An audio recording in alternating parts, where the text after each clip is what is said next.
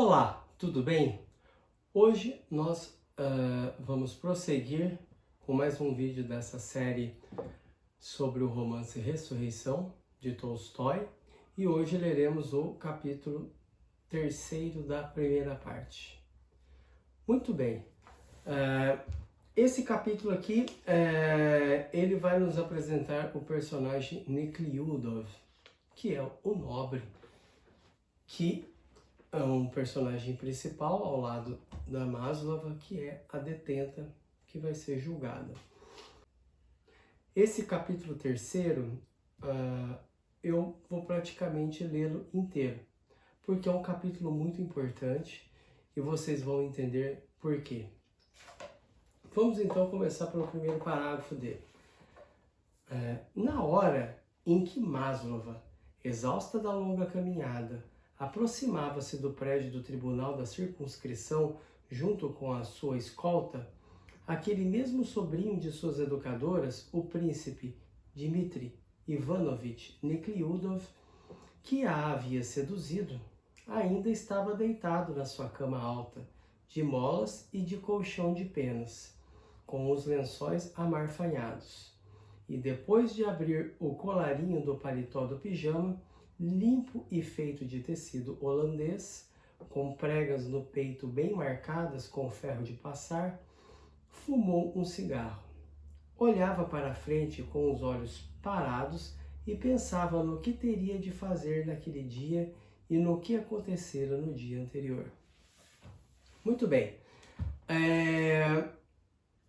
Apenas retomando aqui brevemente desde o início do romance. O primeiro capítulo nós temos aí a apresentação da Maslova, ela está no presídio e ela é retirada do presídio ali pelo carcereiro para ser levada ao tribunal para o julgamento. O segundo capítulo, o narrador conta brevemente, de forma bem sintética, a história da Maslova, desde o seu nascimento até o julgamento. Então ele faz isso aí em 3, 4 páginas. Ele nos conta resumidamente a história da Maslova.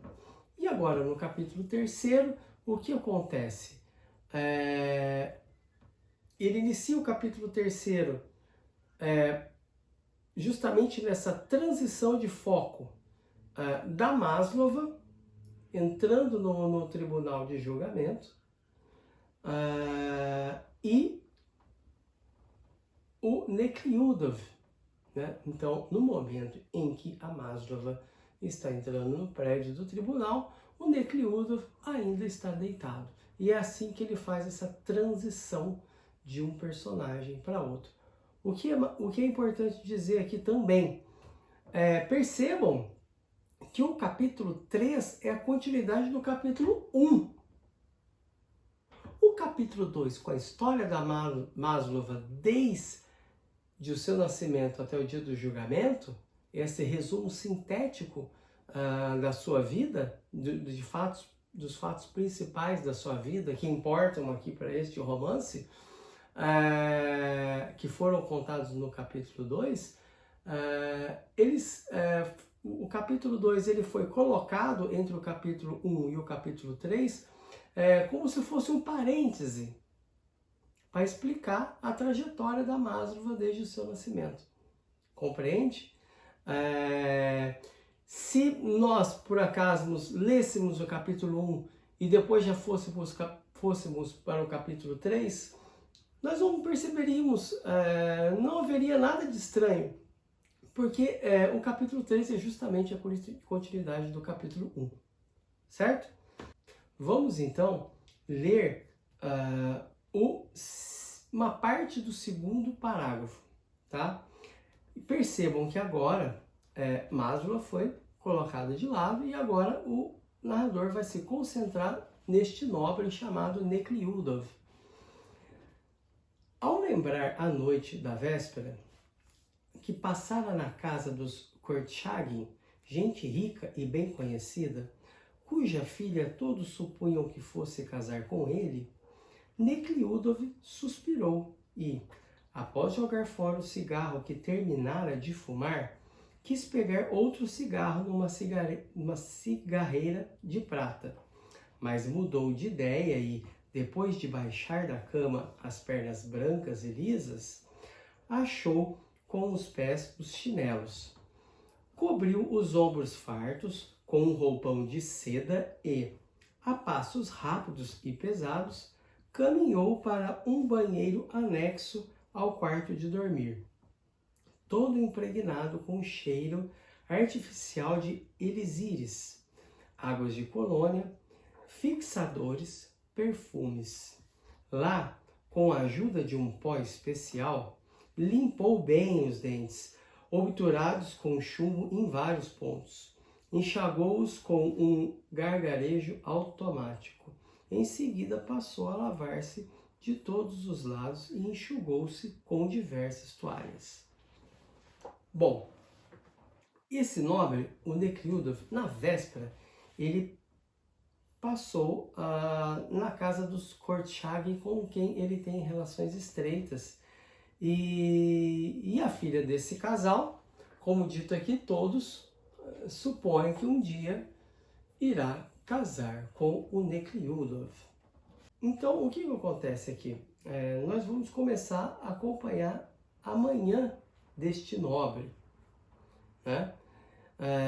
Os primeiros sinais que nós recebemos aqui até o momento, que ele realmente, como era de se esperar por ser um nobre, é uma pessoa de condições financeiras elevadas. Bom, agora vamos ler aqui.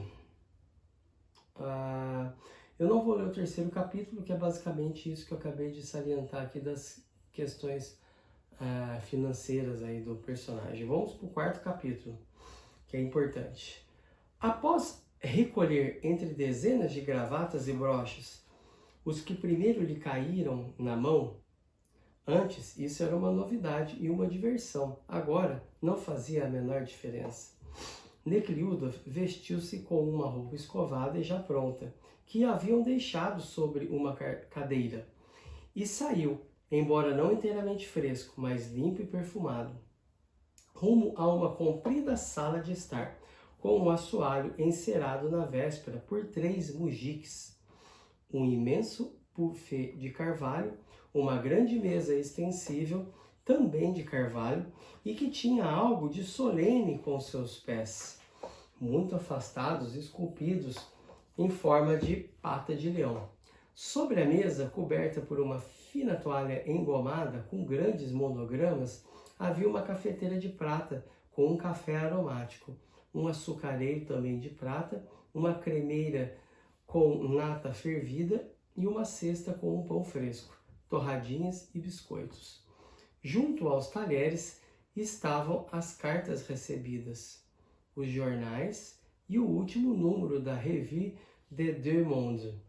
Nekhludoff fez menção de pegar as cartas quando, através da porta que dava para o corredor, surgiu uma mulher gorda e de certa idade, em trajes de luto, com uma touca de renda na cabeça, que escondia a risca muito aberta dos seus cabelos. Era Agrafena Petrovna, a criada da falecida mãe de Nekhludoff, morta pouco tempo antes naquela mesma residência, e que agora servia o filho na função de governanta. Então aqui temos mais alguns detalhes da casa, e observem bem os detalhes do cômodo, do vestuário, essa mesa cujos pés são esculpidos em forma de pata de leão, é um detalhe bem particular. Essa toalha de mesa, essa revista francesa, ele não fala qualquer revista, né? Ele fala uma revista francesa, que acredito que na época não devia ser uma revista de fácil acesso para alguém que morava na Rússia, né?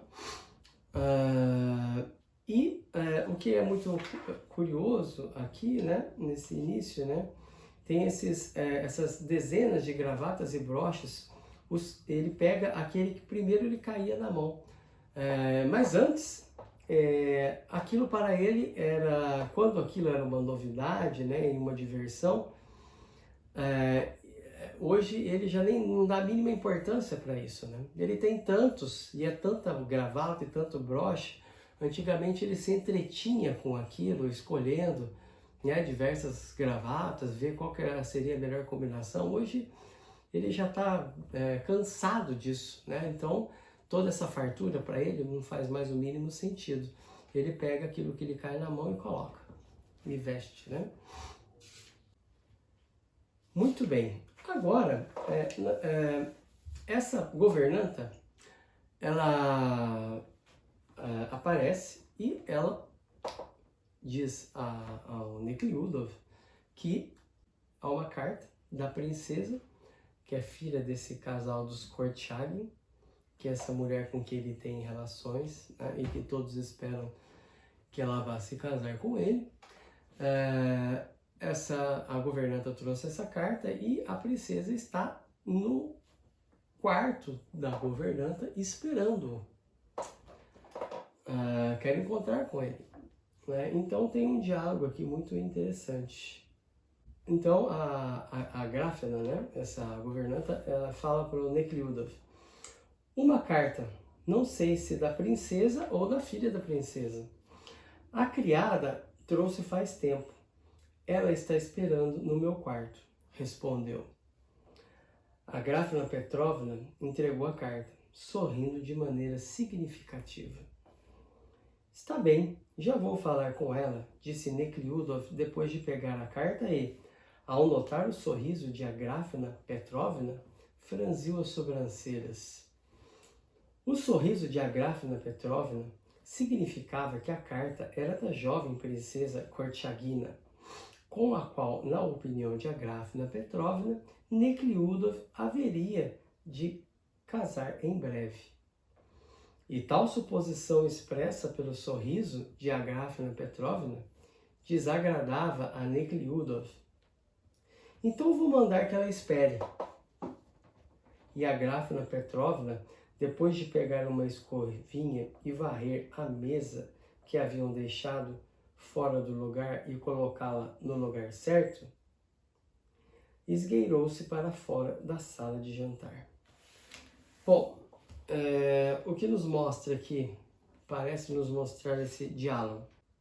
Parece que aqui que assim, ele manda, como ele se sente um pouco contrariado com aquele sorriso da governanta, ele diz para ela que vai mandar a princesa esperar no cômodo.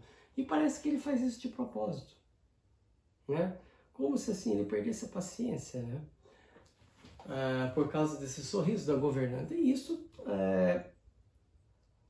nos passa a impressão de que talvez esse nobre seja um pouco infantil, né? Mas vamos seguir.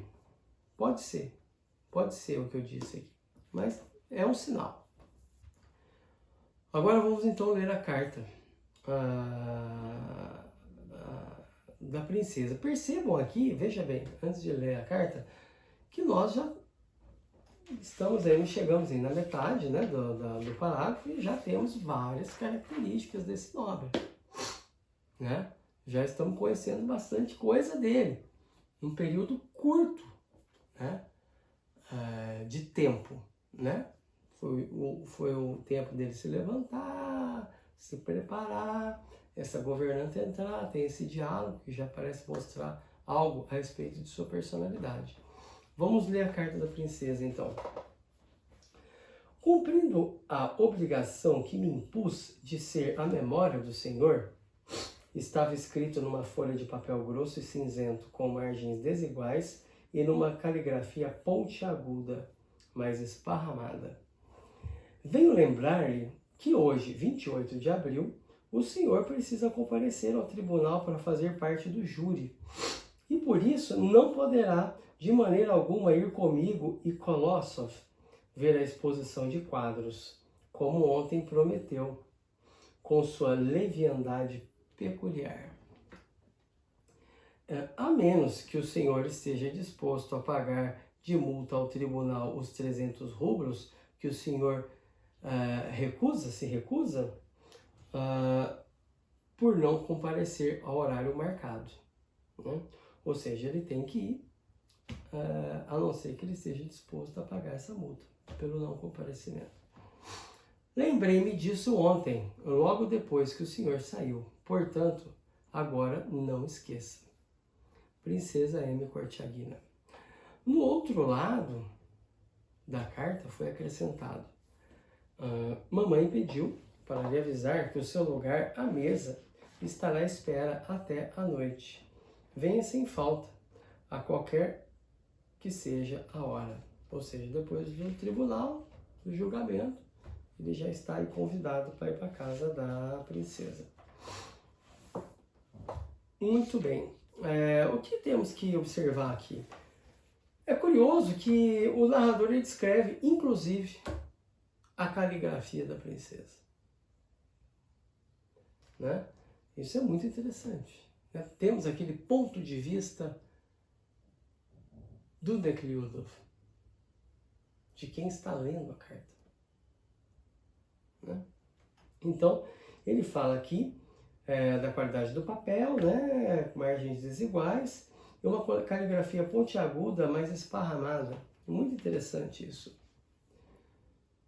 E o que nos fala, o que é até certa maneira cômico, né? Ela tá meio que assim, chamando a atenção do cara, né? A gente tem uma impressão de que esse nobre também é um pouco desleixado com seus compromissos, né? Vejam bem quem que é esse cara. E ele precisa ser lembrado pela princesa de que ele precisa comparecer ao tribunal.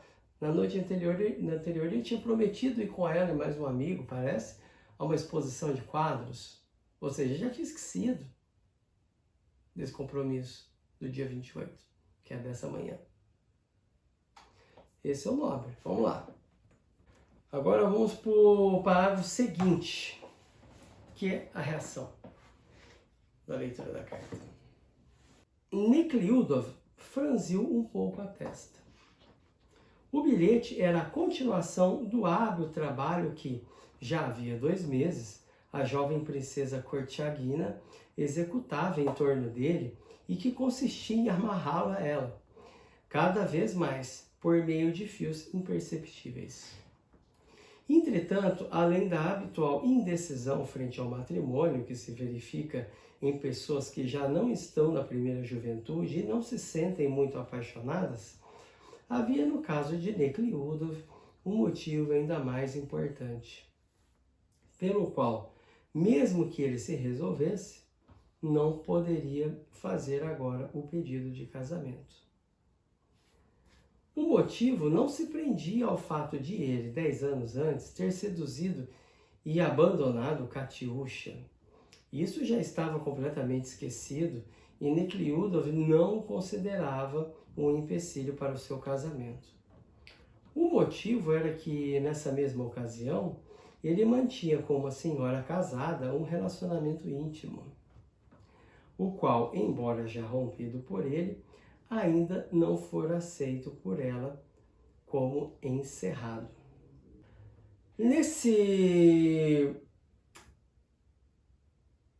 parágrafo, o que nós percebemos aí? Que a Maslov nem faz parte do horizonte de pensamento desse cara mais, né? Foi um evento que aconteceu há muito tempo. E aí ele expõe aqui, o narrador mostra, né? Ou seja, ele já entra dentro do Nekliudov, né?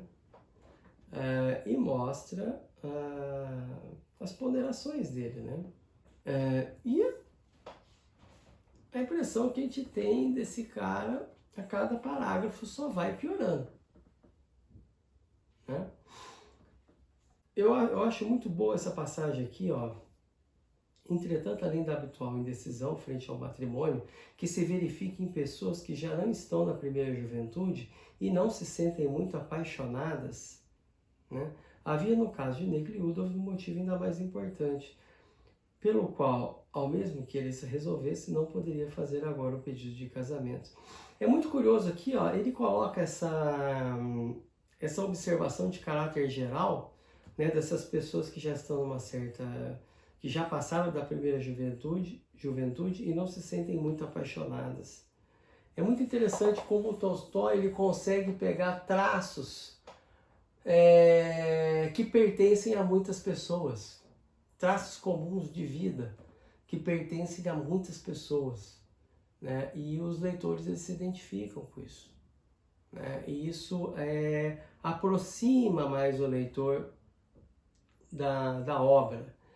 Então, no mesmo parágrafo, ele está tratando de um caso particular, mas ele parte de uma consideração de ordem geral, que é comum a muitas pessoas, né? Essas pessoas que não casam cedo, que às vezes, muitas vezes não casam, né? Acabam não se casando, e quando se casam, muitas vezes não casam apaixonados, porque já estão numa certa idade, né? Muitas vezes casam, inclusive, por comodismo. Eu acho esse detalhe aqui muito interessante, essa forma como ele escreve isso. Ele pega o aspecto geral, ele vai no aspecto geral, volta no protagonista, isso e coloca as ponderações do protagonista. Eu acho isso muito bom. Não é fácil fazer isso, embora aqui pareça, pela forma como está escrito.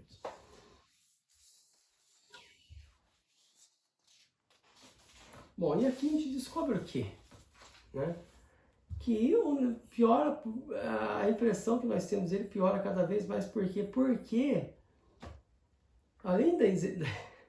Ele é um cara desleixado, meio preguiçoso, parece, não se lembra dos compromissos, ele ainda tem uma amante, né? Mas o que é essa mulher? Então vamos ler aqui, né? Nekhlyudov era muito tímido com mulheres, porém foi justamente a timidez que provocou naquela mulher casada o desejo de conquistá-lo. A mulher era esposa do decano da nobreza da comarca onde Nekhlyudov votava. A tal mulher o atraíra para um relacionamento que a cada dia se tornava mais cativante para ele e, ao mesmo tempo, cada vez mais repulsivo. De início, Nekhlyudov não conseguiu resistir à sedução. Depois, sentindo-se culpado perante ela, não conseguia romper de todo aquele relacionamento sem a concordância da mulher. Eis aí o motivo porque Nekhlyudov não se considerava no direito de propor casamento à Korchagina, mesmo se o quisesse. O que aqui? Agora a gente tem uma outra impressão dele. É curioso isso, né? Ele acha o relacionamento bom, mas ao mesmo tempo repulsivo, não sabe o que fazer, não consegue romper com a mulher. E ele usa isso como pretexto para não propor o casamento à princesa Korchagina. A coisa vai só piorando, só piorando. Então o que a gente observa dele até agora? Ele parece que é um cara que não tem muita força de vontade, ele parece hesitar quando tem que tomar uma decisão, vê aí que ele tá enrolando assim princesa, tem uma amante, não sabe dizer não para amante, ou não se decide continuar com a amante, ele não sabe o que fazer. Ele esquece os compromissos dele, tem que ser lembrado pelos outros, é um cara meio mimadão, assim, entendeu? Bom, mas vamos lá então no próximo parágrafo, né? Sobre a mesa estava justamente uma carta do marido daquela mulher. Ao reconhecer a caligrafia e o carimbo, Nekhlyudov ruborizou-se. E de pronto sentiu aquela onda de energia que sempre experimentava em face da aproximação de um perigo. Mas aquela comoção era vã.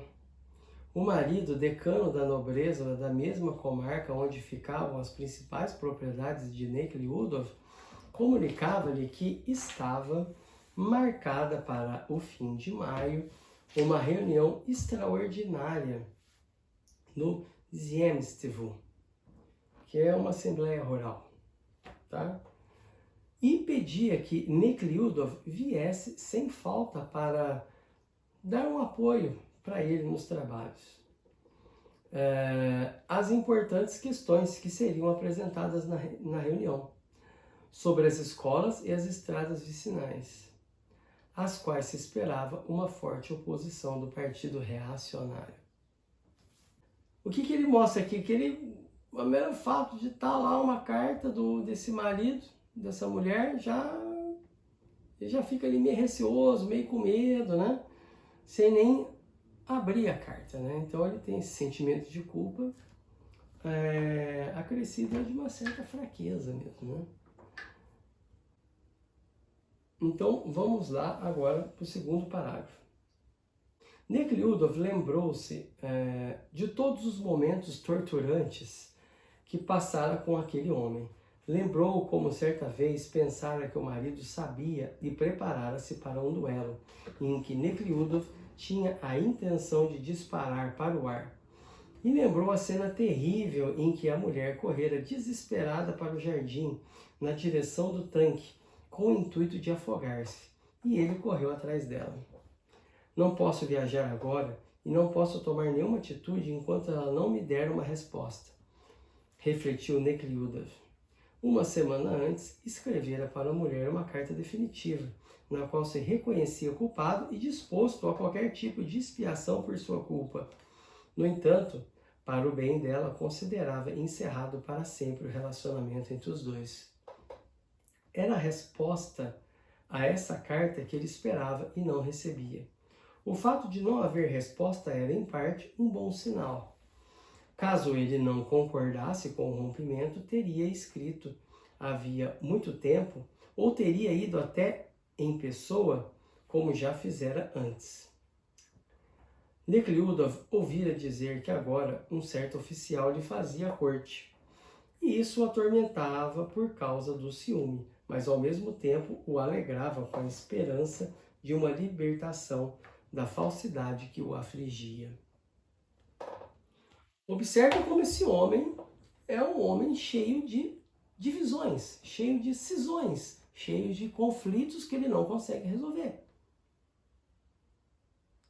Ele vê a carta, sente medo, no entanto não consegue pôr um fim nessa relação com essa amante. Pensa em ir pessoalmente para romper com ela, mas não vai. No entanto, no momento em que ele se lembra, que o haviam dito aqui pelo jeito, né? Ouvira dizer, né? Que existe aí, parece que um outro oficial que está dando em cima dessa sua amante, ele já sente ciúmes. Esse cara é completamente perdido. É um cara completamente perdido. Ele está à mercê dos acontecimentos. Compreende que ele não comanda a própria vida?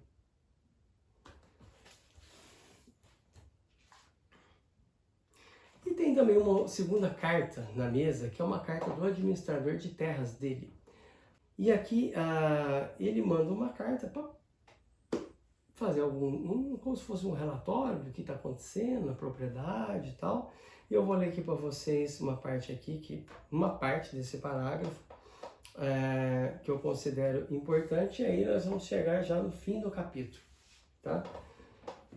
O administrador escrevia que essa forma de empreendimento, né, uma forma de proposta de administração da sociedade que ele apresenta no início da carta, seria imensamente mais lucrativo.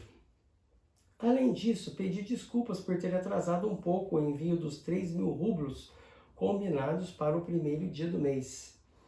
O dinheiro seria enviado no correio seguinte. Ele atrasou a remessa porque não conseguia de maneira alguma cobrar dos camponeses, cuja falta de consciência chegara a tal ponto que foi preciso convocar as autoridades para obrigá-los a pagar. Essa carta foi agradável e desagradável para Nekliudov. Foi agradável sentir o seu poder sobre uma vasta propriedade.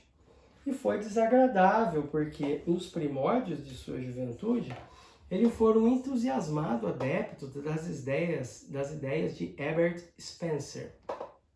E, uma vez que ele mesmo era um grande senhor de terras, impressionou sobretudo a tese defendida na obra Estática Social, segundo a qual a justiça não admite a propriedade privada da terra. Com a sinceridade e a firmeza da juventude, Nekliudov não só dizia que a terra não podia ser objeto de propriedade privada, e na universidade até redigiu um artigo sobre o assunto, como cedeu de fato aos mujiques, na ocasião, uma pequena parte das terras, uma parte que não pertencia à sua mãe e que ele herdara pessoalmente do pai, pois não queria ir contra suas convicções e possuir terras. Agora, por efeito da herança, transformado em grande senhor de terras, ele devia fazer uma opção: ou renunciar à sua propriedade, como fizera 10 anos atrás com as 200 deciatinas da terra do pai, ou admitir tacitamente que todas as suas ideias anteriores eram errôneas e falsas. Não podia adotar a primeira opção, pois não dispunha de nenhum meio de vida a não ser a terra. Ter um emprego não queria. Além do mais, já estavam assimilados os hábitos de vida luxuosos que Nekliudov julgava não poder abandonar. De resto, não valia a pena, pois já não existia mais aquela força de convicção, nem a firmeza, nem a vaidade e o desejo de causar admiração que existiam na juventude. A segunda opção, renegar os argumentos claros e irrefutáveis sobre a ilegitimidade da propriedade da terra, que na época ele havia sorvido no livro Estática Social de Spencer, e cuja brilhante confirmação Nekliudov descobriu mais tarde nas obras de Henry George. Ele não poderia adotar de forma alguma. E por isso, a carta do administrador era desagradável para ele.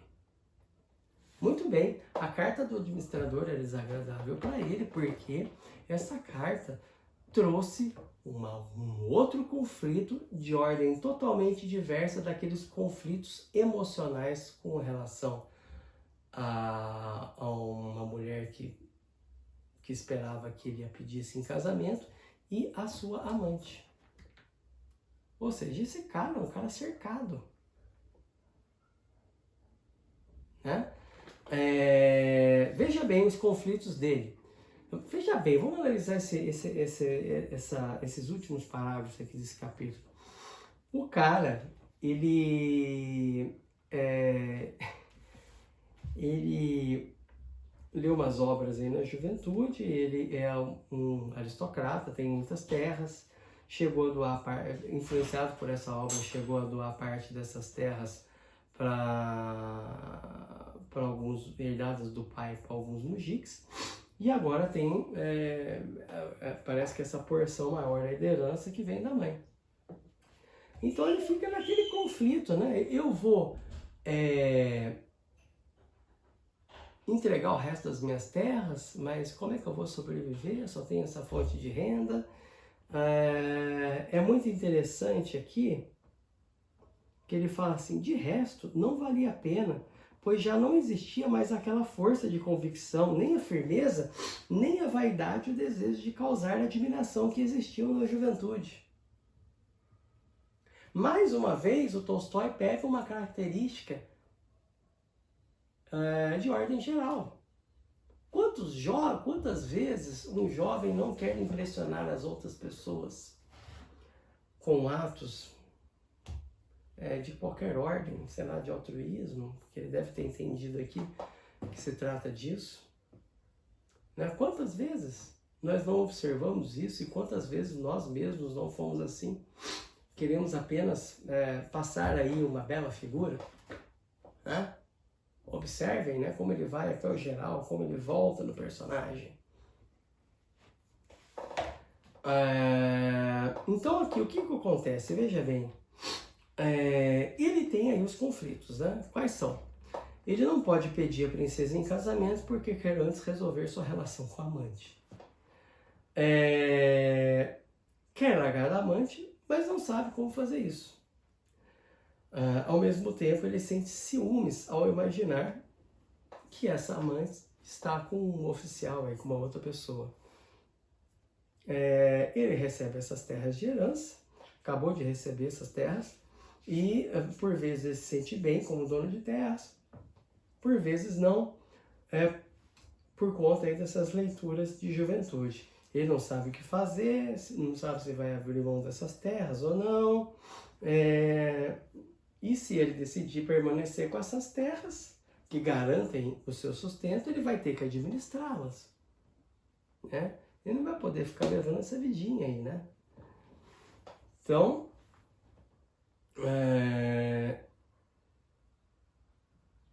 muito bem. Então, esse aqui é esse nobre, né? Então, observe aqui uma muito importante. Vamos agora fazer o seguinte, que foi o que foi prometido no vídeo anterior, que nós faríamos uma comparação entre o capítulo 2 e o capítulo 3. Veja bem, esse capítulo aqui, ele se passa numa pequena fração de uma manhã, né? Então, o que o narrador nos faz aqui? Ele nos apresenta em detalhes esse protagonista, detalhes muito nítidos de personalidade, das condições financeiras, condições inclusive psicológicas desse cara, né? E o que ele faz aqui? Ele está nos mostrando isso. Ele não está dizendo que esse cara é um preguiçoso, que esse cara é um indeciso, é um hesitante, ele é meio mimado, ele não consegue manter os seus compromissos, ele não sabe o que fazer da vida dele, ele é levado pelos acontecimentos. O narrador não fala isso pra gente. Ele mostra. Compreende? E o que acontece? Agora vamos comparar com o capítulo 2. O capítulo 2 nós temos um período de toda uma vida contada de maneira resumida. E ali, como foi dito no vídeo anterior, o narrador ele nos conta a vida de Maslow. Então a Maslow nasceu numa situação assim, aí eu conto até brevemente num parágrafo de 3 linhas esse encontro com o Nekhludoff, né? Quando então ela engravidou, e depois conta que ela foi assediada várias vezes em vários trabalhos, acabou indo para uma casa de tolerância e acabou sendo presa numa situação ainda que vai ser revelada aí aos detalhes, né? Para nós, e pronto, isso em 3 páginas. Esse parágrafo aqui, esse capítulo, ele nos conta o traço, as primeiras horas da manhã, 5 páginas. Então aqui ele está efetivamente mostrando esse personagem para nós, o Nekhludoff, e aí nós estamos chegando tirando as primeiras impressões dos atos dele, da forma de pensar desse personagem. Como ele como ele se comporta diante dos conflitos, diante dos problemas que a vida traz para ele. E uma coisa aqui importante para dizer, ele é levado àquelas reflexões, ele é levado a todas essas reflexões, né? Todos esses pensamentos, por conta desses acontecimentos exteriores, né? Que é a carta da princesa, o fato da princesa estar esperando lá no quarto da governanta, essas outras 2 cartas, né? Uma do decano da nobreza, né? Que é o marido da sua amante, e do administrador de terras. Veja bem, os fatos exteriores são simples e cotidianos. Não tem nada demais ali. Uma mulher com quem ele se relaciona ali frequentemente, inclusive todos esperam que ele vá pedi-la em casamento, ela foi ali na casa dele visitá-la. É o normal, né? Foi levar uma carta para ele.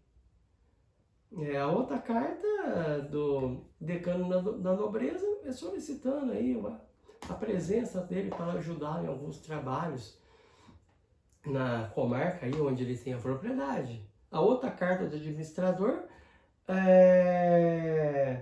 solicitando também a sua presença para tomar aí algumas decisões a respeito da administração da propriedade. O que tem de mais nisso? Nada.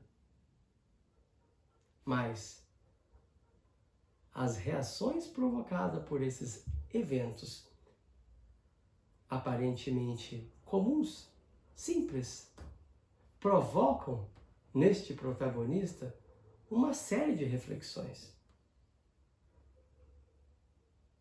Uma série de reflexões. Ele quase que se tortura às vezes, sabe? Né? Ele fica ali, pô, o que eu faço? Eu vou para cá, eu vou para lá, o que eu vou fazer? Fico com essa terra, eu fico. Se eu me dispor da terra, eu fico sem dinheiro. Eu largo ou não largo dessa amante? O que eu vou fazer? Por outro lado, ela parece que tem um outro cara dando em cima dela, eu fico com ciúmes. Que a princesa aí, eu tô enrolando ela, o que eu vou fazer com isso? Como é que vai ser? Observe como esses fatos exteriores, que parecem nada indicar do ponto de vista exterior, quantas reações eles provocam no interior desse personagem. Mas há ainda muitas informações para nós descobrirmos a respeito de Nekliudov. O que será feito pelo narrador aqui no próximo capítulo. Nós vamos conhecer um pouquinho melhor esse cara no próximo capítulo. Esse protagonista realmente, esse personagem realmente muito rico, né? Compare o que nós conhecemos dele no começo desse capítulo e o que nós conhecemos dele agora. Em 5 páginas, Tolstói nos apresenta um personagem extraordinário. Não é fácil fazer isso aqui. A escrita, pelo fato dela ser simples, pode passar uma ideia, principalmente aqueles que têm pouca experiência de leitura, que isso aqui é fácil fazer. Mas não é. Chegar nesse ponto aqui exige um trabalho muito árduo. Mas há ainda muito a descobrir a respeito de Nekliudov. E é isso que o narrador nos mostrará no capítulo seguinte, que é o capítulo 4. Mas isso já é um assunto para o nosso próximo vídeo. Te encontro então no próximo vídeo. Se você gostou desse vídeo, peço que compartilhe aos seus amigos. Meu nome é Daniel Lairo, eu sou escritor e este é mais um vídeo da nossa série a respeito de Ressurreição, esse grande romance de Tolstói. Espero vocês no próximo vídeo e até lá. Um abraço.